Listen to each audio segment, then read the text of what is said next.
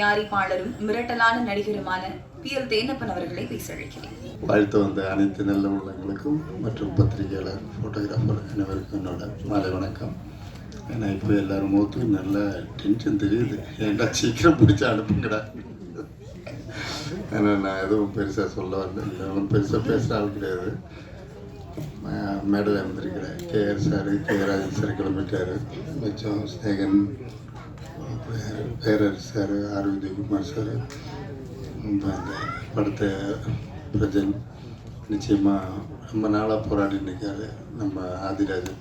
இந்த படம் மூலமாக நிச்சயமாக ஒரு பெரிய வெற்றியை பார்க்கணுன்ட்டு மனசார வாழ்த்துறதுக்காக தான் நாங்கள் எத்தனை பேர் வந்திருக்கோம்.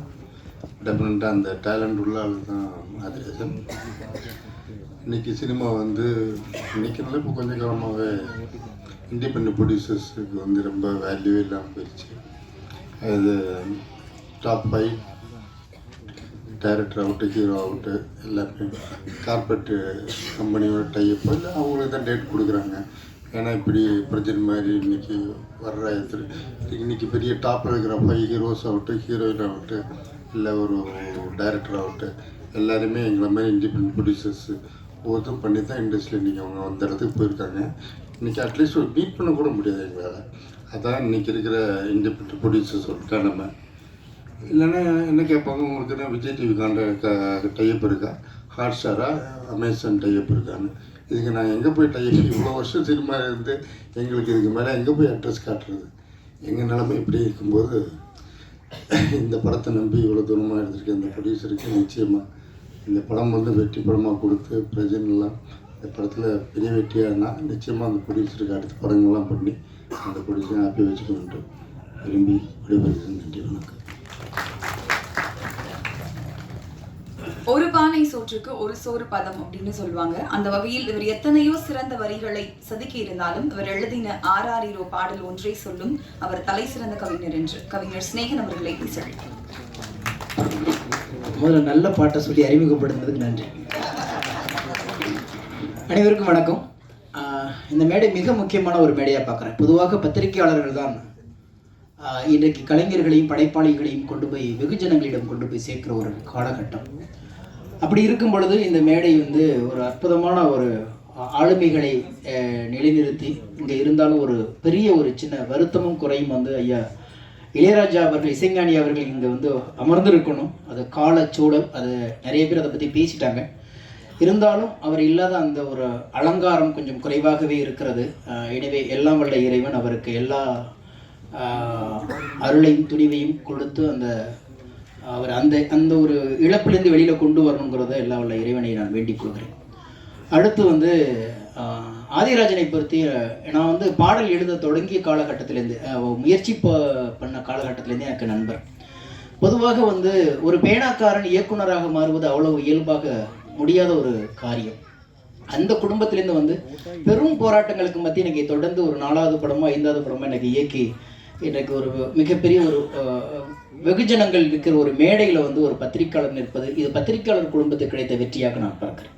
இன்றைக்கு அதே, ஏன்னா இன்றைக்கி நிறைய பேர் வெறும் பேனாவை வைத்துக்கொண்டு காகிதங்களோடு பேசி கொண்டிருந்த ஒரு காலகட்டம் போய் இன்றைக்கி விமர்சனம் பண்ணவும், இன்னும் கதை விவாதங்களில் கலந்து கொள்வதற்கும் அல்லது பாடல் எழுதுவதற்கும் இப்படி பல காலகட்டங்களில் பத்திரிகையாளர்களை தேடக்கூடிய ஒரு காலகட்டம் இருக்குன்னா அது பத்திரிகை துறையில் இருக்கிற வலுவான சிந்தனையாளர்களுக்கு கிடைத்த ஒரு வெற்றியாக நான் இருக்கிறேன். அந்த வகையில் அவருடைய தொடர்ந்து ஓடி வந்த அந்த போராட்டத்துக்கு கிடைத்த வெற்றியாகத்தான் நினைவெல்லாம் நீயடா அந்த படம் கிடைத்திருக்கு. அதுக்கு தயாரிப்பாளர் அவருக்கு தான் நமக்கு முதல்ல பாராட்டு கொடுக்கணும். ஏன்னா ஒரு இயக்குனரை நம்புவதை விட ஒரு பேனாக்காரனை நம்பி வந்திருக்கீங்க, அது பாராட்டக்கூடியது. 2வது இந்த படத்தில் நான் ஒரு 3 பாடல் எழுதியிருக்கிறேன். நான் பொதுவாக மேடையில் பேசும்போது எனக்கு முன்னாடி பேசுகிறவங்களுக்கு யாருக்கும் பதில் சொல்ல மாட்டேன். ஆனால் இந்த மேலே சொல்லணும்னு ஆசைப்பட்றேன். நிறைய நேரம் எடுத்துக்க மாட்டேன், பயந்துடாதீங்க. ஏன்னா எல்லாமே காலம் தொடர்ந்துகிட்டு இருக்கு. ஏன்னா பொதுவாக நான் எனக்கு சில நேரத்தில் ஆதங்கமாக நான் சொல்லுவேன்.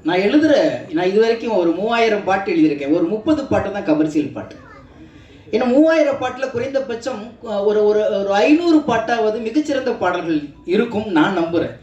அப்போ அதை விமர்சனம் பண்ண முன்வராத இந்த சமூகம் ஒரு கமர்ஷியலை தூக்கி அப்படி வைக்கும் பொழுது சிநேகனுடைய அடையாளம் இதுதான் அப்படி சொல்லும்போது சில நேரத்தில் எனக்கு வருத்தம் வரும். இது வந்து நான் பதிலாக சொல்லலை. ஏன் அதை சொல்கிறேன்னா, நானும் கதைக்கு பாடல் எழுதோடு தான் ஓடி வந்தேன். ஆனால் இங்கே இந்த சினிமா என்னை சதைக்கு பாடல்கள் எழுதி வைத்து கொண்டு இருக்கிறது.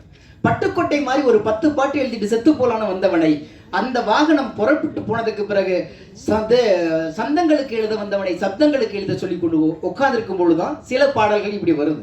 அப்போ எனக்கு என்னை பொறுத்த வரைக்கும் சிநேகிதியின் முகவரி அது அல்ல. அது ஏன் இதை நாங்கள் சொல்கிறேன்னா, நல்ல பக்கம் இன்னும் சொல்லப்போனால் அந்த ஒரு வாய்ப்பு யாருக்கு கிடைச்சின்னு தெரியல. என்னுடைய முதல் படம் பாண்டவர் பூமி வெளியில வந்த பிறகு முதல் படம் முதல் பாட்டிலேயே அரசு விருது வாங்கிய ஒரு கவிஞனாக நான் இருக்கிறேன். ஏன் அதை நான் இங்க வந்து இந்த மேல சொல்றேன்னா, ஏன் ஒரு நல்ல விஷயத்தை இந்த சமூகம் எடுத்து கொண்டாட மாட்டேங்கிறது அப்படிங்கும்போது சின்ன வருத்தம் ஒரு படைப்பாளனாக இருக்கிறதை நான் பதிவு செய்கிறேன். இது வந்து பேரரசன் மீதோ அல்லது அண்ணன் உதயகுமார் மீதோ வருத்தத்தில் சொல்லலை. ஏனாலும் சில நேரங்களில் சில விஷயத்தை பதிவு செய்ய வேண்டிய ஒரு சூழல் இருக்கிறது. அதே மாதிரி ராஜன் அண்ணன் பேசும்பொழுது மரியாதை இல்லாத தலைப்புனாரு. காதல் மரியாதை எதிர்பார்ப்பதும் இல்லை, எதிர்பார்த்தால் அது காதலும் இல்லை. அதுதான் உண்மை. ரெண்டாவது அண்ணன் சொன்னாரு, தோத்து போன காதல் தான் பாக்கியவாதிகள்ன்றாரு. என்னை பொறுத்த வரைக்கும் காதலுக்கு வெற்றியும் இல்லை தோல்வியும் இல்லை. அது வாழ்ந்து கொண்டே இருக்கும், நினைவலைகளில் நீந்தி கொண்டே இருக்கும், காற்றலை போல மிதந்து கொண்டே இருக்கும். அதை கொண்டாட தெரியாதவன் சபிக்கப்பட்டவன். எந்த வயதிலும் கொண்டாடலாம். நிறம் பேதம் மதம் இனம் எதுவுமே இல்லை. காதலை கொண்டாடாமல் கலைகள் வளர்ந்ததில்லை இந்த பூமியில், இலக்கியம் வளர்ந்ததில்லை இந்த பூமியில், எந்த ஒரு படைப்பும் சிறந்ததில்லை இந்த பூமியில். கலை கலாச்சாரம் பண்பாடு எல்லாத்துக்குள்ளும் காதல் பின்னி பிணையப்பட்டு கிடக்கிறது. நினைவுகளுக்குள் அந்த காதல் நிற்கும் போதுதான் ஒரு ஆளுமை நமக்குள் இருக்கிற அந்த சோம்பல்களை தூக்கி எறிந்துவிட்டு காதல் அடுத்த களத்து கொண்டு வருகிறது ஒரு படைப்பாளனை. எனவே காதல் கொண்டாடப்படுவதை தவிர வெற்றி தோல்வி என்று நிர்ணயிக்கப்படுவதற்கு எவனுக்கும் அருகதை கிடையாது. காரணம், காதலை காதலாய் காதலில் காதலித்தவர்கள் காதலில் ஏவலம் இல்லை. காதல் காதலாகவே இருக்கிறது. இங்கே தோற்பது காதலர்கள் தானே தவிர காதல் ஒருபோதும் தோற்பார். தோற்றுக்கொண்டே இருக்கிறார்கள் காதலர்கள், ஆனால் காதல் வென்று கொண்டே இருக்கிறார். தோற்றால் இன்னும் சொல்ல போனா இங்கே காதலை வெளிப்படுத்தி வென்ற காதல்களை விட காதலை வெளிப்படுத்தாமல் வென்று கொண்டிருக்கிற காதல்கள் அதிகம். எல்லா நட்புக்குள்ளும் காதல் இருக்கிறது. காதல் இல்லாத நட்பு என்றால் அதுக்கு பேர் நட்பே இல்லை. சொல்லாமல் வேண்டால் இருக்குமே தவிர காதல் இல்லாமல் இருக்காது. எல்லா நட்புக்குள்ளும் காதல் செறிந்து போய் கிடக்கிறது, நிறைந்து போய் கிடக்கிறது. அதை கொண்டாடணும். என்னத்தை இதுல கொண்டாட போறோம்? எல்லாம் மீதமாக போன பிறகும் அந்த நினைவுகள் தான் அழகான நினைவுகள். அவனோ அவளோ அதுவோ எதுவாக இருந்தாலும் ஆண் மேலும் பெண் மேலும் வருவது காதல் அல்ல. நினைவுகள் மீது, புன்னகை மீது, நடக்கும் பொழுது சைகையின் மீது, வெக்கத்தின் மீது, மலர்களின் மீது, வண்டுகளின் மீது, நிறங்களின் மீது, மாலை பொழுதின் வெயிலின் மீது, சுகங்களின் மீது, குளிர்ச்சியின் மீது காதல் விரிந்து கொண்டே இருக்கிறது. பாவம் மனிதம் காதலை கொண்டாட இருக்கிறது. எனவேதான் இன்றைக்கு இலக்கியங்களில் இருந்து மொழிபெயர்த்து இன்றைக்கு சின்ன சின்ன விஷயங்களை பதிவு செய்வதற்கு திரைத்துறை நமக்கு கிடைத்திருக்கிறது. அப்பேற்பட்ட ஒரு காதலைத்தான் ஆதிராஜன் எடுத்து அழகாக சொல்லியிருக்கிறார் சின்ன வயசுல. இதுல ரொம்ப பாராட்டக்கூடியது சொன்னாங்க, இதை தொடங்கும் பொழுது தமிழ் தாய் வாழ்த்து சொல்லும் பொழுது ஒளியில வந்து நம்ம கேட்கிறோம்னு ஒரு பயம் இருக்கும். ஏறத்தாழ 7000 மேடைகள் ஏறி இருக்கிறேன். அதுல 3000 மேடைகள் பள்ளி மேடைகள். நான் கட்டாயமாக நான் ஏறுகிற பள்ளி மேடைகளில் தயவு செய்து ஒளிபெருக்கில் தமிழ் தாய் வாழ்த்தை போடாதீர்கள், எல்லோரும் சேர்ந்து பாட வேண்டும் என்று நான் அவ்வப்போது கட்டாயப்படுத்துவேன். அது இன்றைக்கு கட்டாயப்படுத்தாமல் நிறைவேறி இருக்கிறது. அதற்கு அண்ணன் உதயகுமார் அவர்களுக்கு நன்றி சொல்ல கடமைப்பட்டிருக்கிறேன். ஏன்னா நம்ம எல்லாமே ஒன்னா சேர்ந்துதான் வாய்ப்பாட கத்துக்கிட்டோம், 1-2 கத்துக்கிட்டோம், ஆனா அவனை கத்துக்கிட்டோம், ஓதாமல் ஒரு நாளும் இருக்க வேணாங்க கத்துக்கிட்டோம், திருக்குறளை கத்துக்கிட்டோம், நலவென்பா நாளடியார் எல்லாம் சேர்ந்து சேர்ந்து பேசினதுனால்தான் அவ்வளவு பெரிய ஆளுமை இதுக்குள்ள இருக்கு. எனவே தமிழ்தாய் இந்த மேடையில் எல்லோரும் வாய்விட்டு பாடியதற்காக வாழ்த்து சொல்வதோடு ஒரு அழகான காதலை நினைவெல்லாம் நீயடா படம் பதிவு செய்திருக்கிறது. காதலை கொண்டாடுபவர்கள் இந்த காதலை கொண்டாடுகிற தலைமுறைகளுக்கு எடுத்துச் செல்லுங்கள். நன்றி, வணக்கம்.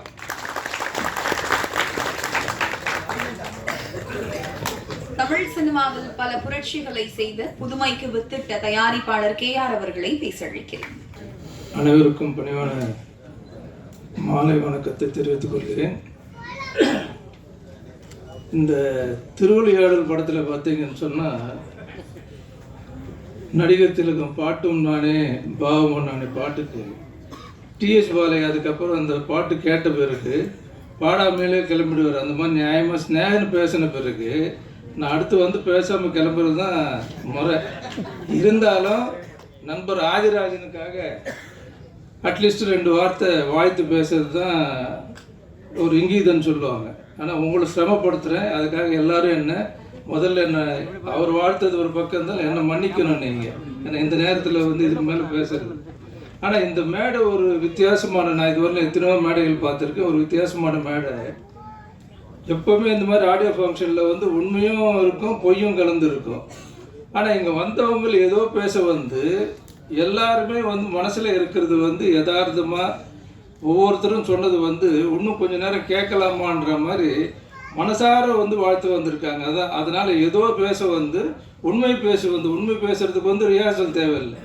அப்படி தான் இங்கே ஒவ்வொருத்தரும் உண்மையிலே உதயகுமாரும் சரி, பேரரசும் சரி, ஸ்னேகன் பேசுனது எல்லாமே அழகாக வந்து இந்த ஃபங்க்ஷனை வந்து ஒரு பெரிய ஃபங்க்ஷனாக இருந்து பட்டிமன்றமாக மாறி போச்சு. ஆகவே ஏன்னா நான் இது திரும்ப அது இதுன்னு சொல்லி சொல்கிறத விட முக்கியமாக ஆதிராஜன் எனக்கு ஆதி காலத்துலேருந்து தெரியும், அப்பத்துலேருந்து எனக்கு பழக்கம், அருமையான ஒரு நண்பர். அவர் வந்து உங்கள் இடத்துல இருந்து இன்றைக்கி வந்து ஒரு டைரக்டராக இருக்காருன்னு சொன்னால், அவர் டைரக்டர் ஆகும்போது வேணுமுன்னா நீங்கள் ஐயோ நம்ம இடத்துல இருந்து போயிட்டேன்னு பொறாமப்பட்டு இருக்கலாம். ஆனால் இங்கே வந்த பிறகு நான் பார்க்குறது என்னென்னா, உண்மையான ஆதிராஜன் வந்து அந்த ஜேர்னலிஸ்டாக இருந்து இருக்கிறப்போ ஒரு பொருளாதாரத்தில் வந்து நிம்மதியாக இருந்தார். ஆனால் இப்போ அவருக்கு வந்து அந்த அளவுக்கு பொருளாதாரம் வந்து டைரக்டர் ஆன பிறகு பல கஷ்டங்கள், பல பிரச்சனைகள், ஏன்னா அது உங்களுக்கு தெரியாது. அதனால் வந்து நான் பார்க்குறது என்னன்னா, அவருடைய இது இருந்தாலும் அப்படிப்பட்ட ஒரு டைரக்டருக்கு வந்து வாய்ப்பு கொடுத்தாங்க பாருங்க ப்ரொடியூசருங்க. அதாவது அவங்களுக்கெல்லாம் வந்து மனசார நான் வந்து பாராட்டுறேன், நன்றி சொல்கிறேன். அதே மாதிரி சினாமிகா அவர்கள் பேசும்போது ஒரு வார்த்தை சொன்னாங்க, இந்த மாதிரி நான் இளையராஜா சார் நேசித்து அந்த படம் பண்ணணும்னு சொல்லி. அதுதான், ஏன்னா இளையராஜா அவர் வந்து இன்றைக்கி வந்து பழசன்னு நினச்சி அவர் யாராவது விட்டுட்டு இருந்தாங்கன்னு அது இல்லை. இன்றைக்கி இளையராஜானால தான் இன்றைக்கி தமிழ் சினிமாவை மட்டும் இல்லை, தமிழ்நாட்டுக்கே ஒரு மரியாதை. உலகம் எல்லாம் வந்து நீங்கள் பார்க்கும்போது அப்படி ஒரு இசைமேதை இல்லைன்னு சொன்னோம்னா இன்றைக்கி நம்ம சினிமாவே செத்து போயிருக்கும், வந்திருக்காது. அப்படிப்பட்டவங்களுக்கு அவங்க போய் புது ப்ரொடியூசராக இருந்தாலும் போய் அன்றைக்கி எப்படியோ அவரை டைம் வந்து எடுத்து அந்த பாட்டெல்லாம் போட்டு கொடுத்துருக்காருன்னா டெஃபினட்டாக அது அருமையாக வந்திருக்கு படம். அப்புறம் சக்ஸஸ் வந்து அதுக்கே மெயின் வந்து இப்போ அதுக்கப்புறம் பார்க்க வேண்டியது டிஸ்ட்ரிபியூட்டர். அதாவது கரெக்டாக தர்மராஜ் வந்து ஒரு அனுபவம் உள்ள ஆள், ஆல்ரெடி 30-35 வருஷமாக சினிமாவில் இருக்கார். அதனால் நிச்சயமாக அவர் எடுக்க வேண்டியது நல்ல, இப்போ அது வந்து ஒரு இம்பார்ட்டண்ட்டான ஒரு விஷயம். எப்படி மியூசிக் டைரக்டர் செலக்ட் பண்ணீங்களோ அதே மாதிரி நல்ல ஒரு டிஸ்ட்ரிபியூட்டரும் செலக்ட் பண்ணியிருக்கீங்க. அந்த டிஸ்ட்ரிபியூட்டர் செலக்ட் பண்ண வேண்டியது என்னென்னா, எந்த தியேட்டரில் எந்த ஷோ போடணுன்றது தான் ரொம்ப முக்கியம். தயவுசெய்து மல்டிப்ளெக்ஸ் தவிர வேறு எந்த தியேட்டர்லையுமே வந்து ஒரு சிங்கிள் ஷோ மட்டும் போடாதீங்க. ஏன்னா அது வந்து சினிமானுடைய இதுவே வந்து பாதிக்குது. அது காரணம் என்னென்னா, நம்ம மேட்னி ஷோன்னு சொல்லி பார்க்க போகிறதுக்குள்ளே ஈவினிங் ஷோ ஆக்குறாங்க, ஈவினிங் ஷோன்னு ஃபேமிலியோடு போகிறதுக்குள்ளே நைட் ஷோ ஆக்குறாங்க. ஸோ இப்போ தியேட்டருக்காரங்க யாரையும் கேட்குறதே கிடையாது, அவங்க இஷ்டத்துக்கு அவங்க மாற்றிக்கிறாங்க போகிறாங்க. அதனால் வெளியூரில் எந்த தியேட்டராக இருந்தாலும் சிங்கிள் ஷோ கொடுக்காம மல்டிப்ளெக்ஸ் ஓகே, மல்டிப்ளெக்ஸுக்கு சிங்கிள் ஷோ இருந்தால் கூட ஓரளவுக்கு பரவாயில்லை. அதனால் தயவுசெய்து தர்மராஜுக்கு நான் சொல்லக்கூடிய ஒரே ஒரு யோசனை, அந்த ஒரு யோசனை மட்டும்தான் ஃபாலோ பண்ண சொல்கிறேன். மற்ற விஷயத்தில் வந்து நிச்சயம் ஆதிராஜன் வந்து இந்த படத்தில் ஜெயிக்கணும். ஏன்னா சினிமா வந்து ஒரு நல்ல சினிமா தான் எடுத்திருக்காரு. ஏன்னா அதிகம் பேச விரும்பல, எல்லாரும் நண்பர்கள் எல்லாரும் பேசியாச்சு. அதனால் நான் பேசுகிறத நேரத்தினுடைய அருமை கருதி சுருக்கமாக முடிச்சுக்கிட்டு, டெக்னீஷியன்ஸ் உண்மையிலே நான் ஃபஸ்ட்டு இந்த படத்தை வந்து மியூசிக் இல்லாமல் பார்த்தேன், வெறும் டைலாகோட. அப்போ பிரசன் வந்து தாடி இல்லாமல் இருந்தார், நல்லா இருந்தார் அப்போ பார்க்கும்போது. ஆனால் இப்போ வந்து அதை விட நல்லா இருக்கார். அதான் சொல்ல வரேன், நீங்கள் அதுக்குள்ளே என்ன சொல்ல வரேன்னு இப்போ அதை விட நல்லா இருக்கு. ஏன்னா இப்போது மாடர்ன் ஸ்டைல் வந்து இப்போ வந்து தாடி இருந்தால் தான் ஒரு ஆம்பளையாகவே நினைக்கிறாங்க, இல்லைன்னு சொன்னால் அதுக்கு மரியாதை இல்லை. அந்த மாதிரி இருக்குது. பிரஜன் வந்து நல்ல எதிர்காலம் இருக்குது. அதே மாதிரி இந்த பொண்ணுடைய ஃப்யூச்சர் வந்து அருமையான ஃப்யூச்சராக இருக்கும். எனக்கு சில நேரத்தில் அந்த சில க்ளோஸ்அப்ஸ் எல்லாம் டர்ன் பண்ணி பார்க்கும்போது மினி ஐஸ்வர்யா ராய் பார்த்த மாதிரி இருந்தது. ஸோ நிச்சயமாக அவங்களுக்கு நல்ல எதிர்காலம் இருக்குது. அதே மாதிரி சினாமிகா அவங்கெல்லாம் வந்து நல்ல ஒரு உணர்வுபூர்வமாக நடிச்சிருக்காங்க. எல்லாரும் ஜெயிக்கணும் இந்த படத்தை பொறுத்தவரையிலும். அதோட ஆதிராஜனை நிச்சயமாக மனசார ஜெயிக்கணும்னு சொல்லி எல்லாம் வல்ல இறைவனை வேண்டி எனக்கு வாய்ப்பளித்தது நன்றி கூறி விடைபெறுகிறேன்னு வணக்கம். சின்ன திரை மூலம் உலகெங்கும் உள்ள தமிழ் ரசிகர்களின் நெஞ்சங்களை வென்ற நடிகரும் நினைவெல்லாம் நீயடா படத்தின் கதாநாயகனுமான பிரஜன் அவர்களை பேச அழைக்கிறேன். எல்லாருக்கும் வணக்கம். மணில் அமர்ந்தக்கு எல்லாருக்கும் வணக்கம். ப்ரெஸ் மீடியா நண்பர்கள் எல்லாருக்கும் வணக்கம். ரொம்ப முக்கியமான படம். ஒரு 3 வருஷமாக ஆதிராஜன் சார் போராடி டீமை ஒர்க் பண்ணி, மெயினாக பாபு சார், லிக்கா தேட்டர்ஸ் பாபு சாருக்கு மிகப்பெரிய நன்றி சொல்லணும். ஏன்னா டைரெக்டாக ஒரு இயக்குனருக்கு வாய்ப்பு தர தாண்டி கேஆர் சார் சொன்ன மாதிரி நம்ம எஸ்டிஎன் சார் ஒரு பேனாவை நம்பி வாக்கு கொடுத்துருக்கீங்க. ஸோ அதை வந்து கண்டிப்பாக ஆதிராஜன் சார் வந்து ப்ரூவ் பண்ணியிருக்காரு. நிச்சயமாக அந்த படம் ப்ரெஷ் ஷோவில் நீங்கள் நிச்சயமாக அதை எழுதுவீங்க, பெரிய நம்பிக்கை இருக்குது. அதை தாண்டி மெயினாக ஃபர்ஸ்ட் லவ் நெவர் எண்ட்ஸ், முதல் காதல் முதல் முத்தம் யாராலும் மறக்கவே முடியாது. எல்லாருக்கும் ஒரு நினைவு இருக்கும். நம்ம குழந்தையாக இருக்கும்போது அதிகமாக சமயம் எடுத்துக்கலன்னா கடைசியாக என்ன தள்ளி விட்டாங்க லாஸ்ட்டில், வேறு வழி இல்லை, பேசி ஆகணும். குழந்தையாக இருக்கும்போது நம்ம வந்து நினைவுகளாக இருக்கும். நம்ம ஸ்கூல் போவோம், அம்மாவும் நினைவாக இருக்கும். அதுக்கப்புறம் கொஞ்சம் வளர்ந்து வரும்போது அப்பா வெளியே கூப்பிட்டு போகிற, இல்லை பொம்மை வாங்கி கொடுத்து போகிற நினைவுகள் இருக்கும். ஒரு சில காலத்துக்கு அப்புறம் அது எல்லாம் அம்மாவோட அரவணைப்பில் இருக்கும். அதுக்கப்புறம் ஒரு காதலி வருவோம், நண்பன், அதுக்கப்புறம் வந்து அம்மாவுக்கு அடுத்தபடி ஒரு மனைவி. ஸோ நினைவெல்லாம் நீடா நினைவு நினைக்கும் நினைவுகள் மட்டும்தான். ஸோ என்ன சார் நினைவுகள் அனைத்தும் பார்த்து என்னோட மனைவி மட்டும்தான். இந்த February 14 வந்துச்சுன்னா என்னோடக்கு நாங்கள் லவ் பண்ணி கல்யாணம் பண்ணி 16 வருஷம் ஆக போகுது. எனக்கு 2 ட்வின் பொண்ணுங்க, ஒன்று பாத்து மீனும் ருத்ரா மித்தா உட்காந்துருக்காங்க. ஸோ எல்லா காலகட்டத்திலையும் அவங்க என் கூட இருந்திருக்காங்க. சின்ன திரையிலேருந்து நான் சினிமாவில் வர வரைக்கும் நீங்கள் வந்து சினிமா பண்ண சின்ன ஸ்க்ரீனில் கஷ்டப்பட்டது போதும். ஸோ என்னை ரொம்ப ஊக்குவிச்சதும் ரொம்ப சப்போர்ட் பண்ணதும் எங்கள் அம்மா அப்பாவுக்கு தாண்டி என் மனைவி மட்டும்தான். ஸோ அது ரொம்ப பெருமையாக இருக்குது எனக்கு. ஒவ்வொரு ஆணுக்கும் வெற்றி பெறிடும் மனைவி ஒரு பெண் கண்டிப்பாக இருப்பாங்க. அது எனக்கு எல்லாம் அப்பாவும் அம்மாவும் ஃப்ரெண்டாகவும் சேர்ந்த மனைவி இருக்காங்க. ரொம்ப சந்தோஷமாக இருக்குது. ஸோ நாங்கள் பிளான் பண்ணது தான், கொஞ்சம் கொஞ்சமாக கஷ்டப்பட்டு வரணும், வீடு வாங்கணும். ஸோ கன்சீவ் ஆனதுக்கப்புறம் ஒரு ஃபேமிலி இருந்தால் எல்லாம் சந்தோஷமாக இருக்கும். பல தடவை அவங்க தனியாக ஸ்கேனுக்கு போயிருக்காங்க. அப்போ என்ன டாக்டருக்கு போய் அசிங்கமாக திட்டிருக்காங்க, நீ எல்லாம் ஹஸ்பண்டாக தனியாக விட்டு வந்திருக்க ஒரு ஸ்கேனுக்கு. எல்லாருக்கும் இருக்குல்ல, ஒரு மனைவி ஸ்கேனுக்கு போகும்போது ஒரு அப்பா, ஒரு அம்மா, ஒரு அண்ணன், ஒரு தங்கை கைப்பிடிச்சி கூட்டிகிட்டு போகணும், ப்ரெக்னெண்ட்டாக இருக்கும், நல்லா சாப்பிட்ணும். ஸோ இந்த மாதிரி ஆசைகள் எல்லாருக்கும் இருக்கும். ஸோ தனிப்பட்ட லவ் பண்ணி எல்லாருமே தனியாக வீடு எடுத்து வாழும்போது படத்தில் வர மாதிரி கதைகள் இருக்கும்னு நிச்சயமாக. ஸோ அது ஒரு நினைவுகளாக எங்களுக்கு இருந்திருக்கு. அப்போ 2 ட்வின்ஸ் பிறக்கணுன்ற ரெண்டு பேருமே வேண்டினது தான். நான் வேண்டாத பாபா கோவில் கிடையாது. நான் சிவன் பக்தன். கனவுகள் அவங்களுக்கு வந்து எல்லாமே ரெட்டையாக வரும். எல்லாமே சொல்லுவாங்க, எல்லாம் நடந்தால் சந்தோஷம்னு சொல்லி நான் வேண்டியிருக்கேன். அது ரொம்ப வெயிட் பண்ணி கடவுள் கொடுத்தானா பிச்சுக்கிட்டு கொடுப்பான்னு சொல்லுவாங்கள்ல, அதனால எனக்கு 2 குழந்தை கொடுத்துருக்காங்க. ஃப்ரெண்ட்ஸ் ரொம்ப சந்தோஷமாக இருக்குது. ஸோ இது ஒரு நினைவுகள் ஸோ வாழ்க்கையில். ஸோ அதே மாதிரி தான் எனக்கு இந்த டைட்டில் ஒப்பிட்டு நான் சொல்கிறேன். ஸோ அது ஒரு நினைவுகளாக இருக்கும்போது ஆதிராஜன் சார் பற்றி சொல்லணும்னா, இது வரைக்கும் நான் நடித்த படங்களில் எல்லா ஹீரோஸ்க்குமே படத்தில் அந்த எல்லா ஃப்ரேமும் அழகாக காட்டணும்னு ஒரு விஷயம் இருக்கும். இந்த படத்தில் வந்து பார்த்து ஆதிராஜன் சார் செதுக்கியிருக்காரு. காஸ்டியூம் ஆகட்டும், ஒரு டயலாக் ஆகட்டும், எங்கெங்கே நடிக்க வேணும்னு சொல்லுவார், எங்கெங்கே நடிக்கணும்னு சொல்லி கொடுத்தாரு. ராஜா பட்டாச்சாரியா சார் கேமராமேன் சார், ரொம்ப சந்தோஷம், தேங்க்யூ சார். ஒவ்வொரு ஃப்ரேம்லையும் லட்டு மாதிரி காமிச்சிருக்கீங்க. எப்போவுமே வந்து பெண்கள் ஆண்களை வர்ணிச்சு பார்ப்பாங்க, ஒரு ஆணை வர்ணிச்சு எனக்கு தெரியல. நான் ரொம்ப என்ன அட்மையர் பண்ணிருக்கேன் இந்த படத்தில். ஸோ அது மாதிரி எடிட்டர் ஆஷிஷ், அப்புறம் ஸ்னேகன் சார் எழுதின பாடல், ஸோ வச்ச முரட்டை ஆசை. ஸோ ரொம்ப பியூட்டிஃபுல்லான ஒரு செம்ம பாட்டு கிடச்சிருக்கு. ஸோ இதெல்லாம் தாண்டி இளையராஜா சார் மிகப்பெரிய வைப்ரேஷன். முதல் முறை இந்த படம் பூஜை போடும்போது நான் இளையராஜா சாரை வந்து பார்த்தேன். 2 பேரை பார்த்தப்போ ரொம்ப நடுங்கி போச்சு லைஃப்பில். ஒன்று பாலா சாரை மீட் பண்ணியிருக்கேன், இளையராஜா சார் மீட் பண்ணியிருக்கேன். சரியான வைப்ரேஷன், சான்ஸே இல்லை.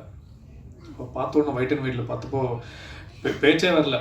ஒரே ஒரு செல்ஃபி மட்டும் எடுத்துக்கலாம். ஸோ ஆதிராஜன் சார் வழியாக ஒரு செல்ஃபி ஒன்று எடுத்துக்கிட்டோம், ரொம்ப சந்தோஷம். வேறு என்ன விசேஷங்கள்? நடிச்சிருக்க எல்லா கோஆர்டிஸ்ட், கிங்ஸ்லி, மதுமிதா, உணபான சார் நம்ம கூட இல்லை, உதயகுமார் சார், எல்லாருக்கூட ஸ்க்ரீன் ஸ்பேஸ் வந்து ஷேர் பண்ண முடிச்சு ரொம்ப சந்தோஷம். தினப்பன் சார் கூட ஒரே ஒரு சீன் மட்டும் தான் இருந்துச்சு, நடித்தோம். ஸோ ஒவ்வொரு விஷயமும் போராடிட்டு இருக்கோம். ஸோ மீதி எல்லாமே ஒரு நல்ல படம் வந்து ஆதிராஜன் சார் வந்து கொடுத்துருக்காரு. சினாமிகா முதல் படம், அவங்களுக்கு என்ன தேவையான விஷயமோ கரெக்டாக ஆதிராஜன் சார் ஸ்பேஸ் கொடுத்துருக்காரு, அவங்களும் நடிச்சிருக்காங்க. இது மூலமாக அவங்க நல்லபடியாக வரணும், நல்ல ஒரு ஹீரோயினாகவும் அவங்களுக்கு நல்ல படங்கள் அமையணும் வேண்டிக்கிறேன். பாபு சார் உண்மையால் ஒரு நல்ல ஒரு படம் எடுக்கிறதுக்கு நிச்சயமாக ஓரளவுக்கு டீசெண்டான அமௌண்ட் கண்டிப்பாக தேவைப்படும். அது நிச்சயமாக நீங்கள் ஸ்பேஸ் கொடுத்துருக்கீங்க. கன்ஃபார்மாக என்றைக்குமே காதல் தோல்வி அடைந்தது இல்லை, அதே மாதிரி காதல் சம்மந்த படமும் தோல்வி அடைஞ்சது கிடையாது. நிச்சயமாக நேரம் காலம் வெள்ளிக்கிழமை அந்த டிஸ்ட்ரிபியூஷன், அந்த தியேட்டர் ஷோ எல்லாம் அமைஞ்சு வரும்போது நிச்சயமாக நம்ம படம் கண்டிப்பாக அமையும். இந்த ஷோ எடுத்து பண்ண ஜான் சாருக்கு ரொம்ப நன்றி. தர்மராஜ் சார் வாழ்த்துக்கள், ரொம்ப நன்றி. வாய்ப்பளித்த நன்றி. அன்பேஷம், தேங்க்யூ. இறுதியாக தயாரிப்பாளர் ராயல் பாபு அவர்கள் நன்றி உரை வழங்கியிருக்கிறார். அனைவருக்கும் வணக்கம். மேடையில் அமர்ந்திருக்கும் சினேகர் சாருக்கு, கேஆர் சாருக்கு, தேனப்பன் சாருக்கு, உதயகுமார் சாருக்கு, பேரரசு சாருக்கு, ரோஹித் அவர்கள் நல்லா பண்ணியிருக்கிறாங்க. அந்த படத்தில் எங்களுக்கு நல்லா பண்ணி கொடுத்துறாங்க. யுவலட்சுமி, சினாமிகா அவர்களும் நல்லா நடிச்சிருக்கிறாங்க. மனிஷா யாதவும் நல்லா பண்ணியிருக்கிறாங்க. பிரஜன் அவர்களும் நல்லா பண்ணியிருக்கிறாங்க. முக்கியமாக சொல்லலாம், ஆதிராஜ் இந்த கதையை எனக்கு முதல்ல சொன்னார். முதல் காதல் கொண்டு திரைப்படம்னு சொன்னார். எனக்கு ரொம்ப பிடிச்சிருந்தது. ஆல்தான் இந்த படத்தை பண்ணேன். முக்கியமாக சொல்லலாம், இளையராஜா சார் இப்போ உங்களுக்கு எல்லாருக்குமே தெரியாது, எங்களுக்கு மட்டும்தான் தெரியும். முதல்ல இந்த படத்தை பூஜை போடுறதுக்கு நாங்கள் எங்கெங்கே ட்ரை பண்ணோம். ஆனால் இளையராஜா சார் சொன்னார், நீங்கள் வந்து எங்கே ஏன் அலையாதீங்க, என் இடத்துலேயே பண்ணுங்க, எங்களுக்கு இடம் கொடுத்தாரு. புது படம் என்ன பண்ணுறேன், புது போலீஸராக வரேன். எனக்கு அவர் கொடுத்தது மிகப்பெரிய சந்தோஷம். இந்த மேடையே அவரோட இடத்துல எங்களுக்கு அமைச்சு கொடுத்தாரு. நீங்களே இங்கேயே ஆடியோ லான்ச் வச்சுக்கன்னு. இப்போ என்ன அவங்களோட பொண்ணு இறந்ததால் நாங்கள் பண்ண முடியாமல் சூழ்நிலை ஆகிப்போச்சு. இங்கே வைக்கிற அவர் இருந்திருப்பார் இந்த மேடையில், இப்போ இல்லை. அதுதான் மக்களுக்கு தெரியாது. நல்லபடியாக பண்ணதுக்கு அழகு நன்றி. பத்திரிகையாளர்களுக்கும் ஊடக நண்பர்களுக்கும் அனைவருக்கும் நன்றி. இந்த படத்தை வந்து எல்லோரும் தேட்டரில் போய் படம் பார்க்கணும். எங்களை எப்படியாச்சும் மேலே கொண்டு வரணும். நாங்கள் எவ்வளோ கஷ்டப்பட்டு இந்த படத்தை பண்ணியிருப்போம்னு உங்களுக்கு தெரியும். எல்லாருக்கும் நன்றி, வணக்கம். விழாவை சிறப்பித்த சிறப்பு விருந்தினர்களுக்கு மீண்டும் ஒரு முறை நன்றியை தெரிவிச்சுக்கிறோம். பிரசன்ட் மீடியா உங்க எல்லாருக்கும் ஸ்பெஷல் தேங்க்ஸ். ஸோ நினைவெல்லாம் நீடா படத்தோட சாங்ஸ் வந்து மறுபடியும் இங்கே வந்து உங்களுக்காக ஸ்க்ரீன் பண்ண இருக்கும். ஸோ ஆரம்பத்தில் பார்க்காம மிஸ் பண்ணவங்க வந்து இந்த தருணத்தில் பார்த்து என்ஜாய் பண்ணலாம். ஸோ மற்றொரு நிகழ்ச்சியில் சந்திப்போம். வணக்கம்.